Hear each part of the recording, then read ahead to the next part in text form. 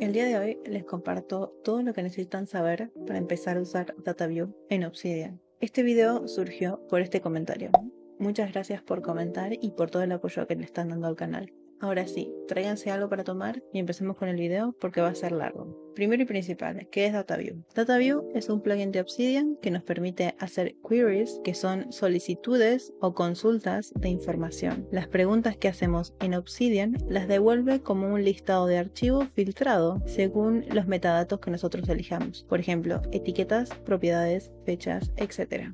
Esta herramienta es sumamente extensa y se puede ir perfeccionando y complejizando muchísimo, pero les quise traer un video básico pero bastante completo en donde pueden usarlo de forma cómoda pero sin enroscarse tanto, porque hay muchos videos que son muy largos y muy complejos y te terminas perdiendo. Si bien el contenido del video trata de ser lo más ameno posible, hay que entender algunas cosas que están en lenguaje YAML y hay ciertas características que se configuran en este lenguaje. Existen 4 tipos de queries: listas, tablas, calendario y tareas. En este video vamos a hablar de las listas y de las tablas. Las tareas, si quieren les puedo hacer un video más extenso hablando específicamente de eso, pero no quería que el video quedara eterno. Y en cuanto al calendario, es algo que no es muy usado y no es muy recomendado. Con lo que estuve estudiando para armar el video, no es algo que se recomiende mucho porque no es tan funcional. No sé si me llevo a explicar. Siguiendo con el video, para hacer una solicitud vamos a usar los 3 ticks y la palabra DataView. Fuentes. Se puede determinar de dónde va a venir el contenido listado a partir de la siguiente sintaxis. De la misma forma, se puede limitar a etiquetas, como pueden ver en pantalla. También podemos utilizar las propiedades, ya sean escritas manualmente o con la función propiedades de Obsidian, en la cual tenemos que usar la siguiente sintaxis. Combinar fuentes. Se pueden usar los operadores AND y OR para combinar fuentes. Si tienen algún conocimiento básico de programación, encontrarán que es muy parecido a esto. Los operadores AND y OR son limitantes, son filtros de esas queries.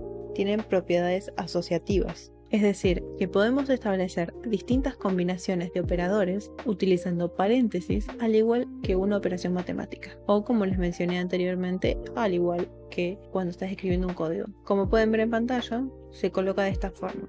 Esto quiere decir que para que la etiqueta se filtre, tiene que cumplir con las 2 etiquetas. Es decir, la nota tiene que tener esas 2 etiquetas. Con una sola no es suficiente. Tiene que tener las 2 para que aparezca. Ahora bien, ¿cómo especificamos los metadatos en el archivo de forma manual?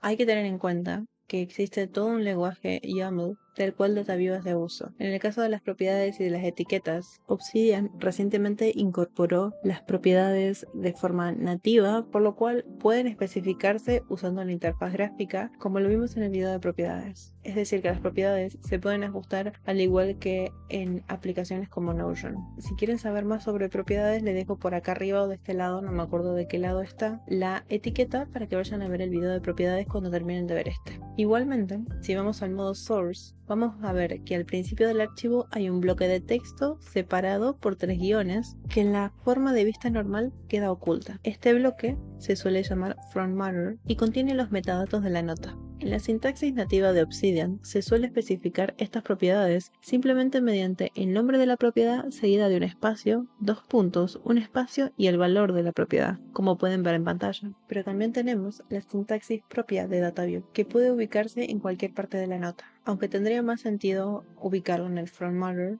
para que se oculte, tenemos la opción de ponerlo en cualquier lado. Esta sintaxis, como pueden ver en pantalla, es similar, pero utiliza doble 2 puntos. Algo que es importante tener en cuenta es que si ya tenemos una propiedad con el mismo nombre en la sintaxis de Obsidian, va a entrar en conflicto y no va a aparecer la solicitud que hagamos. Por ejemplo, si tenés la propiedad estado sin empezar en sintaxis Obsidian y le pongo estado empezado en sintaxis DataView, no va a funcionar. Incluso si a ambos le pongo el mismo valor, van a entrar en conflicto simplemente porque lo escribimos 2 veces. Tablas. Para crear queries en tablas debemos utilizar la siguiente sintaxis, en la cual colocaremos primero el tipo de queries que queremos hacer, en este caso en forma de tabla, y después los distintos campos, que son las columnas. En estos campos pueden ser las propiedades que definimos en los metadatos o pueden ser una serie de datos conocidos como el building data, que lo vamos a ver un poco más adelante en este video. Ponerle nombre a los campos. Podemos usar el operador as, que significa como, para determinar cómo se va a llamar el campo de la tabla. En el nombre podemos usar texto e incluso le podemos poner un emoji, como se puede ver en el ejemplo. Building data. De forma predeterminada, DataView tiene cierta consideración en ciertos metadatos propios de los archivos, como nombre, fecha de creación, fecha de modificación, etc. Esto es lo que se conoce como building data. Por ejemplo, vamos a usar el dato file.ctime, que es la fecha de creación, y de nuevo vamos a utilizar la palabra as para cambiarle el nombre. Hay que tener en cuenta que este campo no acepta ni espacios ni caracteres especiales. Si queremos poner varias palabras con un espaciado intermedio, podríamos usarlo separándolo con guiones, que de esa forma sí lo aceptaría el sistema. Sort. Si queremos ordenar cómo nos va a salir la información, ya sea por orden alfabético o numérico, tenemos que colocar la palabra sort, que significa ordenar, seguido del parámetro que vamos a usar como referencia, y la palabra desc o ast para determinar si el orden va a ser ascendente o descendente. Por ejemplo, si estamos ordenando libros, podría hacerlo con la fecha de publicación del libro o con el nombre del autor. Como pueden ver en este ejemplo, en este caso, yo lo coloqué de forma descendente según la fecha de publicación. Si queremos limitar la cantidad de datos que van a aparecer, algo que nos puede ser muy útil cuando las listas se convierten en listas muy largas y con muchos archivos, podemos usar la siguiente sintaxis, que simplemente es poner la palabra lim seguida de un número. Por ejemplo, podemos poner lim 7 y te van a salir solamente 7 resultados. Eso no significa que se borren, significa que simplemente se van a mostrar esos. Si lo borras, va a aparecer toda la lista completa.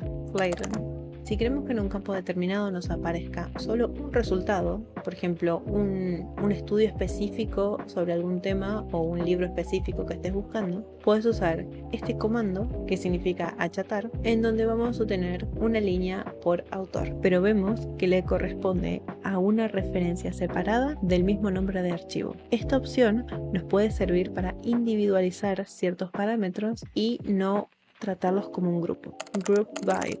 Ahora bien, una vez que tenemos definidas las queries, podemos agrupar los resultados según ciertos parámetros. Con Group By, lo que estamos haciendo es que a partir de ahora el parámetro principal no es el archivo, sino el parámetro que nosotros elijamos, y a partir de ahí vamos a listar todos aquellos archivos que contengan este parámetro. Sin embargo, vamos a ver que si solamente usamos Group By, no nos va a funcionar muy bien. Por ejemplo, si agrupamos ciertas etiquetas, vamos a ver que aparecen todos los grandes grupos de etiquetas, pero no aparecen las notas asociadas a ellas.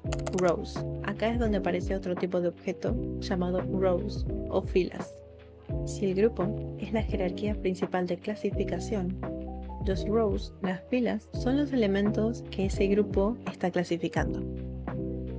Esto es todo lo que tienen que saber para poder empezar a usar DataView. La persona que me mandó el comentario, espero que les sirva el video, y si les quedó alguna duda los leo en comentarios. Si les gustó el contenido, me ayudaría mucho suscribiéndose y dándole me gusta al video. Gracias por ver, gracias por todo el apoyo al canal. Les mando un abrazo virtual y nos vemos en un próximo video.